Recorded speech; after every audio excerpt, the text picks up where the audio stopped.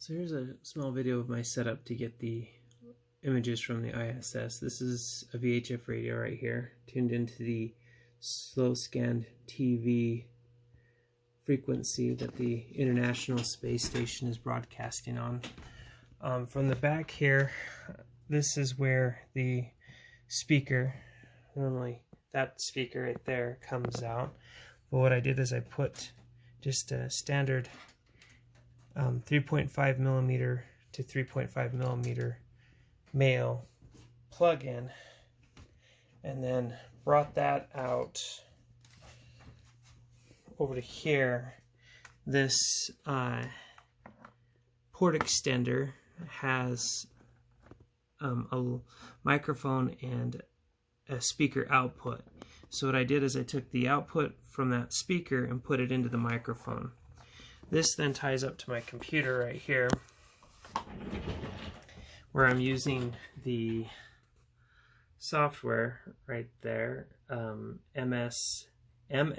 SSTV, and what this will do is automatically grab in the images as they come down from the International Space Station. So some of them that I want to show that I have got, when I go to the history, this is one that I posted earlier today on Facebook.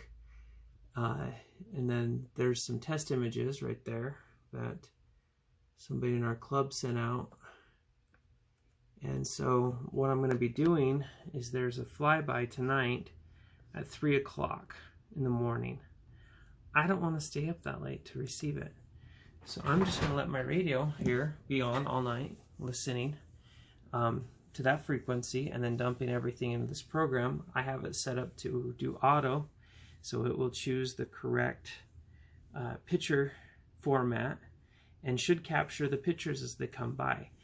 This next flyby is super important because right here, this is looking due south from where I am, outside of that window, and just right up above me is where my antenna is. The International Space Station is going to be flying across kind of south to north, but more, it's still going to be fairly, well, how do I explain it?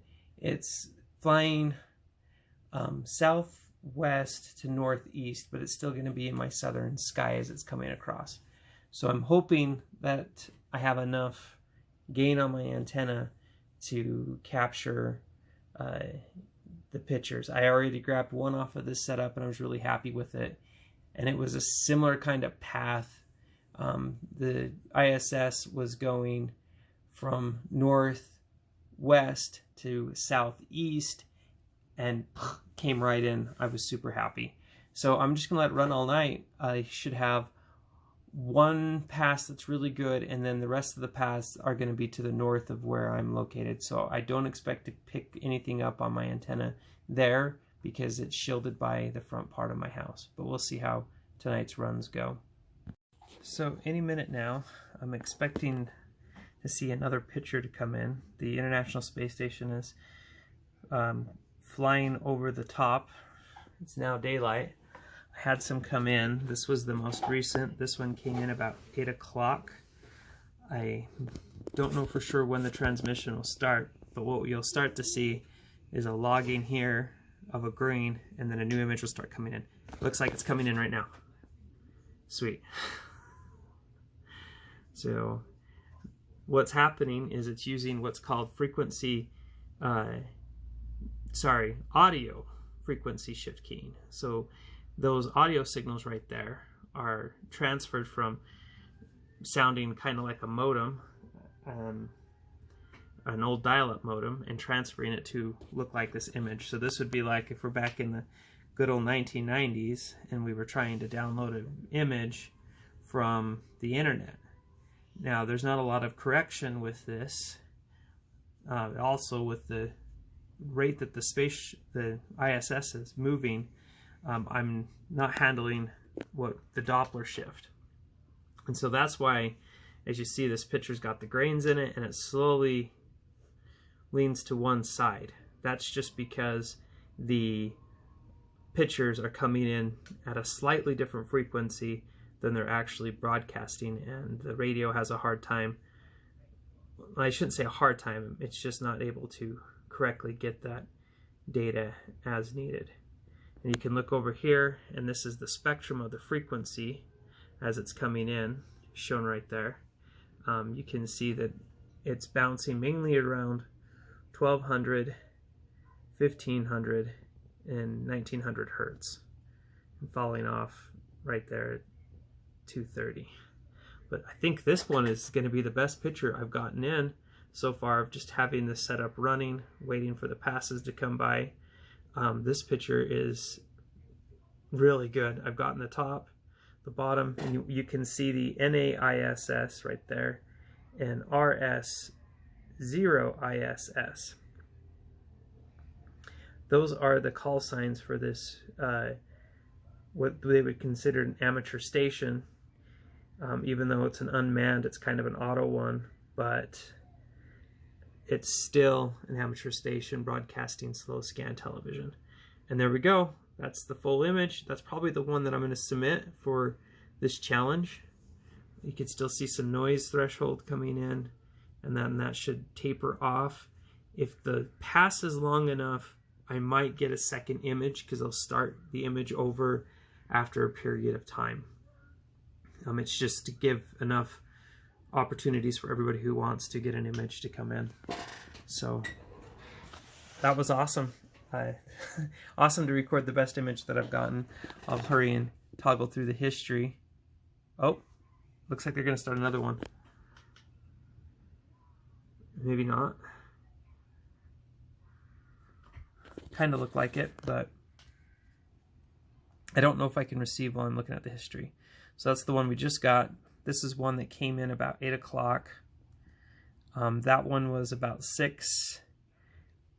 That one was before that, maybe 2. And then this one was the one that I'm pretty sure came in at 3. I might have to go look at the data behind it. And then that one is just a fuzzy one. Noise, another one with some noise. And then the one that I got yesterday. So that's not bad at all. That one's really good. So that's pretty much it. I'll show my setup outside for my antenna, and then so another picture's coming down. I'm not sure if this one's going to be better or worse, because I can't remember exactly the flight path of this last one. I might hurry and take a screenshot of it. But what's cool is you can see my radio. It's pegged out right there. And I'm actually quite surprised with my antenna setup that the pictures are coming in even this well. I will actually go outside now and take a picture of my antenna as this is coming in. So that's the antenna that I've been using to pick up the pictures with, or from the International Space Station. It's a simple flower pot antenna. You can look them up online. Not much to them, really cheap and easy to make. I'm actually quite surprised that it's picking it up with it, given the fact that it's right here on the back of my house and it's not really designed to pick up the space ones. What I'd like to do is put an egg beater antenna right there on the peak, and then that could help me get not only the northern International Space Station passes, but other satellite passes as well. Because I mean, I have an okay view southward, but I do have these trees here and this one right here, and these ones do tend to attenuate VHF and UHF signals. But we'll go back in and see if that picture finished coming down. So, oh, screensaver. That's the picture that came down. It didn't finish all the way. Once again, you saw my antenna. Not the best setup to do International Space Station reception. I'm really happy that it's working as well as it is. Yeah.